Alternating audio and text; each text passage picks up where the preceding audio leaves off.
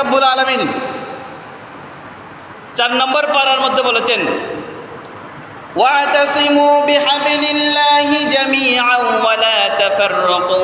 ওগো আমার বান্দারা, তোমাদের উপরে জুলুম আসবে, নির্যাতন আসবে, অত্যাচার আসবে, কিন্তু তোমরা যদি আমার একটি মাত্র কথা ধারণ করতে পারো, তোমরা যদি আমার একটি কথা বিশ্বাস করতে পারো, তাহলে তোমাদের কোনো অত্যাচার, কোনো জুলুম, কোনো নির্যাতন তোমাদেরকে প্রতিহত করতে পারবে না।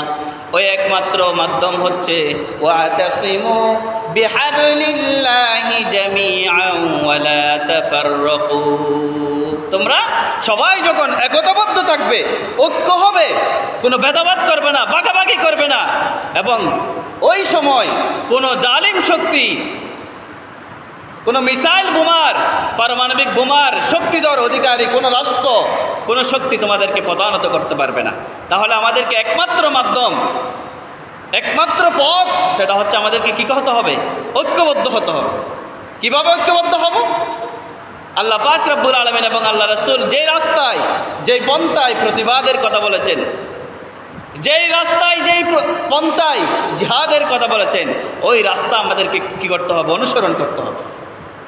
সুতরাং গোটা বিশ্বের বুকে, বিশেষ করে মুসলিম দেশগুলোতে ইহুদি, খ্রিস্টান, হিন্দুত্ববাদী সংগঠনের যেই অত্যাচার, জুলুম, নির্যাতন চলতেছে, বিশেষ করে ফিলিস্তিনের জমিনে মুসলমানদেরকে, মুসলমান নিধনের যে নীলনকশা বাস্তবায়ন করতে যাচ্ছে, এবং ভারতের জমিনে হিন্দুত্ববাদী রাষ্ট্র প্রতিষ্ঠার জন্য মোদী সরকার যেই নীলনকশা বাস্তবায়ন করতে যাচ্ছে, তার বিরুদ্ধে আমাদেরকে অবশ্যই একতাবদ্ধ হতে হবে, সজাগ থাকতে হবে।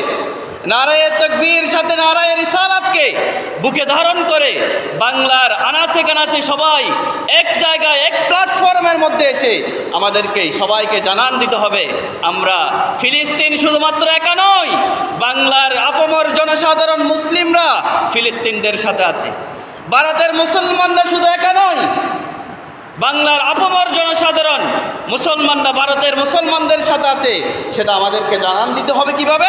নারায়ে তাকবীর সাথে নারায়ে রিসালাতের স্লোগানকে বুকে ধারণ করে আমাদেরকে জানান দিতে হবে।